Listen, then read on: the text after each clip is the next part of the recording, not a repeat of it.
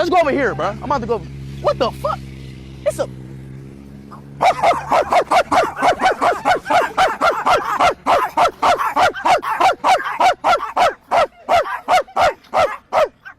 tukivuga izina Speed mu matwi yanyu abenshi mushobora gutekereza cyane abandi batangira kujya muri fiziki bajya gushaka amaforomire ariko ndagira nkubwire ko uyu mugabo nkikwereka isura ye no umusore ukiri muto cyane umusore ukunzwe n'abatari bake urubyiruko abajene urungano ndetse n'abandi bose ukimara kubona isura ye uhita ubona ko atari ubwa mbere umubonye Ishowspeed wamamaye cyane umusore wamamaye akiri muto cyane ese ni muntu ki uyu musore ukunzwe n'abatari bake haba muri Amerika ku mugabane wa Amerika twajya muri Aziya tukagera mu Bushinwa akaza gukurura imbaga nyamwinshi ubwo yajyaga mu Bushinwa agakangaza ndetse Ubushinwa bwose bugatinyika dore yuko yabuzunguje abenshi bakamushungera ese uyu muhungu ufite imana idasanzwe yo kureactinga ndetse agakundwa n'abari batari bake cyane mu gihugu ndetse no hanze yaho tutibagiwe na Afrika afite uruhu rwirabura Ishowspeed ese ni muntu ki uyu mugabo ukunzwe cyane dore ko abenshi bamumenye bazi ko afana Cristiano cyane no mufana wa Cristiano ku buryo buteye ubwoba ese uyu muhungu ukiri muto ufite imyaka mike ndetse akaba barirwa mu bakiri bato ni muntu ki ni nyuma yuko bitangiye kuvugwa ndetse nawe ubwo akabitangaza yuko azakora uruzinduko mu gihugu cy'u Rwanda u Rwanda ruherereye muri Afrika ndetse akaba ari igihugu gitemba amata n'ubuki gisurwa n'abamukerarugendo ndetse uyu mugabo w'icyamamare uyu musore akaba nawe yarifuje kuba yazahagera nukubera iki uyu mugabo ni byinshi ni ibihe bintu mwamumenyaho bidasanzwe Ishowspeed uzwi cyane nka Speed ese ni muntu ki amateka ye n'urugendo rwe byatumye umusitari kwisakira muto ese byamugendekeye bite Ishowspeed amazina ye nyakuri ni Darren Johnson Watkin Jr ni umwe mu basore bamenyekanye cyane ku isi banyuze ku mbuga nkoranyambaga cyane YouTube yavutse kuwa 21 Mutarama mu mwaka wa 2005 muri Leta Zunze Ubumwe za Amerika muri Ohio uyu munsi numwe mu bantu bafite izina rikomeye cyane mu rubyiruko ku isi ya none ese ubuzima bwe bwa mbere uyu muhungu ukiri muto cyane bimeze bite yavukiye mu muryango usanzwe nta bukiri budasanzwe akiri umwana yakundaga imikino ya video cyane football ndetse na basket yize amashuri asanzwe ariko ntiyigeze arangiza kaminuza kuko yahisemo kwitangirira ibya YouTube yahisemo gutangira kukina video ibyo ni byo yatangiriyeho mu gutangira YouTube yatangiye YouTube mu mwaka wa 2016 ariko nta bantu benshi bamukurikiraga mu ntangiriro mu myaka 2019 kugira mu mwaka wa 2020 yakoraga live streaming akina imikino nka NBA 2K Fortnite ndetse na FIFA muri icyo gihe yakoraga cyane ariko nta zina rikomeye yari afite dore ko atarazwi cyane ariko uyu mugabo yakomeje kujya agaragaza amarangamutima dore ko yari afite amarangamutima ndetse n'uburyo reactinga iyo yabaga abonye ibintu bibabaje cyangwa se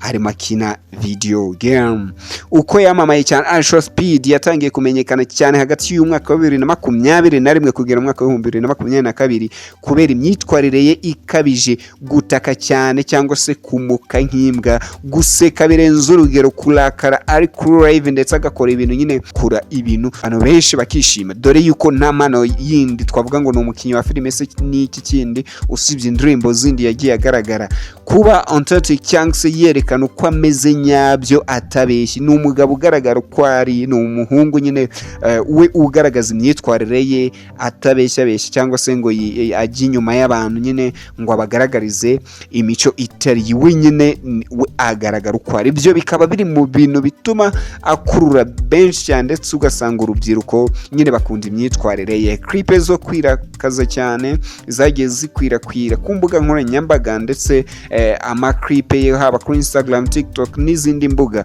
abantu benshi baramukurikiye kuko ari umusore ukuru udatinya kugaragaza amarangamutima ashimisha cyane abantu benshi atandukanye n'abandi ba YouTube basanzwe aho nyine bagenda bagaragaza uko batari nyine uburyo bakagaragaza uko batameze urukundo rudasanzwe afitiye Cristiano Ronaldo ibyo biri mu bintu byatumye nyine akomeza kubaka izina ku buryo budasanzwe ndetse abantu benshi baramukunda haba murabizi ko Cristiano Ronaldo Ronaldo nyine nk'umukinnyi wa mbere ku isi ubukunzwe n'abatari bake, byagiye bigaragara ko uyu musore bigeraho ashyira tatuwaje ku kuboko kw'ibumoso, ashyiraho tatuwaje y'isura ya Cristiano Ronaldo.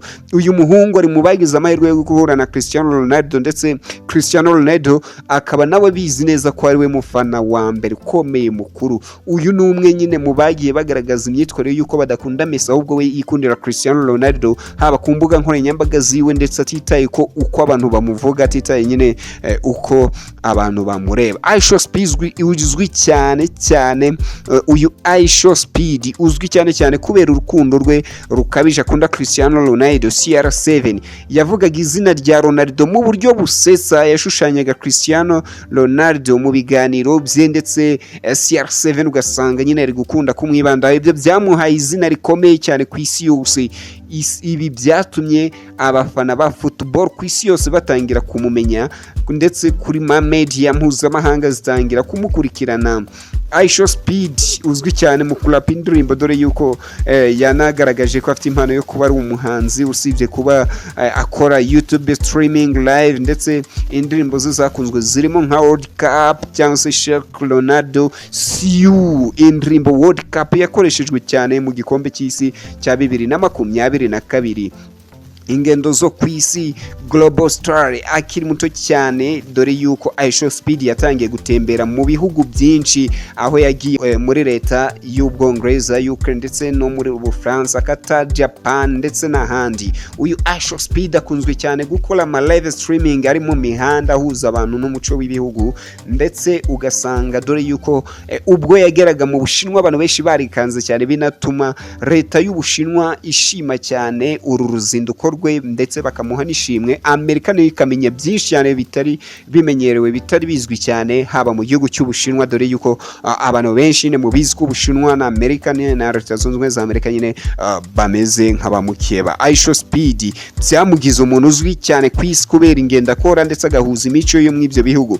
Ni umwe influence ukomeye mu rubyiruko, ndetse mbibutsa ko ari we musore umwe mu basore b'abana bakize cyane, dore yuko afite amafaranga miliyoni 30 z'amadolari y'Amerika zirenga, ndetse akaba afite inyubako. Namumenyaho nuko Ishowspeed yaje kwirukanwa iwabo, mama wamubwira uti ushobora kureka live streaming ukaba umwana ujya ku ishuri cyangwa se ukamvira mu rugo. Uyu Ishowspeed yaranangiye, ndetse avuga yuko yakwemera akava mu rugo rugo, agirana amakimbirane na mama we, ariko kuri uyu munsi wa none n'umwe mu bana bakiri bato bafite amafaranga ku myaka ye 20, ari muto cyane, ndetse Ishowspeed akaba azwiho kugira utuntu tw'udukoryo, utuntu two kuba nyine afite umwitozo, afite umubiri ukomeye nubwo afite imyaka mike cyane. Insinzi n'ubukire nubwo akiri muto, afite miliyoni nyinshi z'abamukurikira kuri YouTube, yinjiza amafaranga menshi aturutse kuri YouTube, ndetse n'umuziki. Ibi byose yabigezeho ataruzuza imyaka 20 gusa. Kuri uyu munsi akaba ari kuzuza 21 nyine, byumvikane ko nk'umwana wavutse mu mwaka wa 2005. Gusa ibyamugoye n'amasomo arimo, yigeze kubera imyitwarire idakwiye mu bihe bimwe na bimwe, yigiye ku makosa ye agenda ahinduka kura. Ibi byerekana ko nk'umusitari ashobora kwiga no gukosora.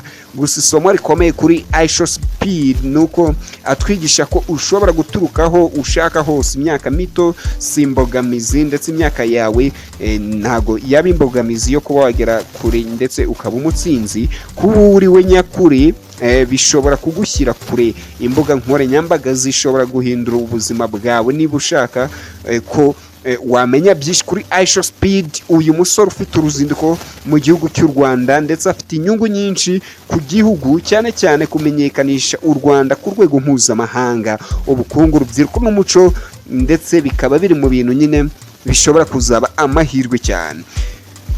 Ishowspeed azamamaza igihugu cy'u Rwanda ku isi yose nka Global Exposure, ndetse dore yuko akunze gukora urugendo agakora live streaming ikurikiranwa n'abantu bagera mu mamiliyoni y'abantu. Ishowspeed ukurikirwa n'amamiliyoni menshi y'abantu ku isi, cyane cyane urubyiruko. Live streaming ze zirebwa n'abantu ibihumbi n'ibihumbi icyarimwe, video ze zigera ku mamiliyoni y'abazireba. Ibi bizafasha ku nk'umujyi wa Kigali, umutekano w'igihugu, isuku n'iterambere mu gihe nyine yahageze u Rwanda ruzabonwa nyine n'isi yose. Guteza imbere ubukerarugendo, abantu benshi bazamenya u Rwanda, nubwo u Rwanda rwamenyekanye cyane ariko bizarushaho cyane cyuko iyo ni imwe mu nyungu u Rwanda bwa mbere binyuze ku ba influencer bashobora kuvuga bati nanjye nshaka kujyayo nkareba ibyari byo. Ibyo bintu bizatuma abashoramari n'abakerarugendo biyongera, amahoteli, amaresitora n'ingendo byunguke, ndetse unasange guhesha ijambo urubyiruko rw'u Rwanda. Ishowspeed ni ikimenyetso cy'uko nyine urubyiruko rushobora gutsinda binyuze mu ikoranabuhanga, YouTube, TikTok, streaming, bishoboka kuba akazi nyakuri. Urubyiruko rw'u Rwanda rubona inspiration, rutinyuke guhangana n'udushya, rutangire kwizera impano zarwo.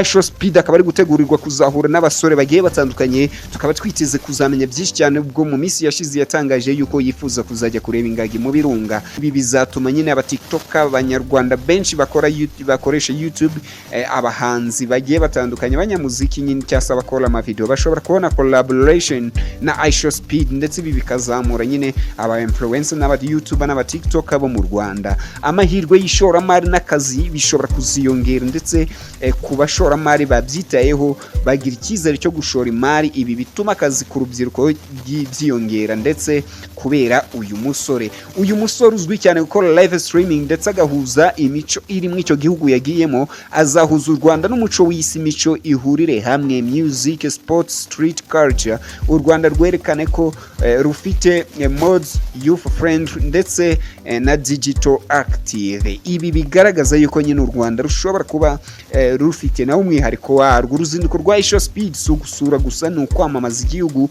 gushora mu rubyiruko, kurema amahirwe mashya, gushyira u Rwanda ku ikarita y'isi ya digital generation. Ishowspeed akaba ari inyungu ikomeye. U Rwanda rwagize amahirwe yo kuba nyine umusore nk'uyu ukunzwe n'abatari bake ku isi yose, kandi akiri muto cyane, akaba akurikirwa n'urubyiruko, dore ko urubyiruko ari nk'imbaraga z'igihugu, ndetse bikaba bizatanga amahirwe cyane yo kuba u Rwanda ruzamamara cyane, ndetse akaba ari amahirwe igihugu cy'u Rwanda cyagize mu kuba u Rwanda rwaragaragaye mu rutonde rw'ibihugu 20 yagaragaje nyine yuko azasura ku mugabane wa Afurika.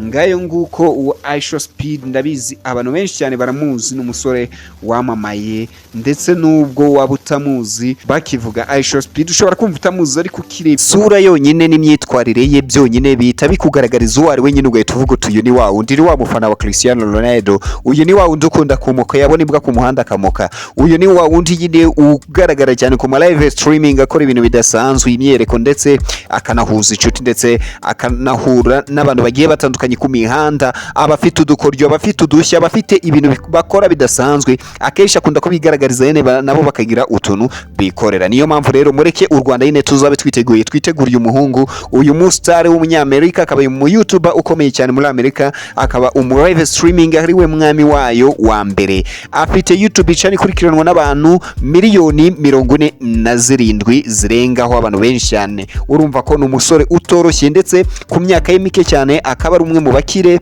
isi yose ifite, bakize cyane bakiri batoya cyane, ku myaka yabo mike cyane, akaba ari umwe nyine ugaragara muri bo cyane. Ubwo rero Ishowspeed akaba ari guteganya kuza kureba ingagi mu Rwanda, ndetse anasura igihugu cy'u Rwanda muri rusange.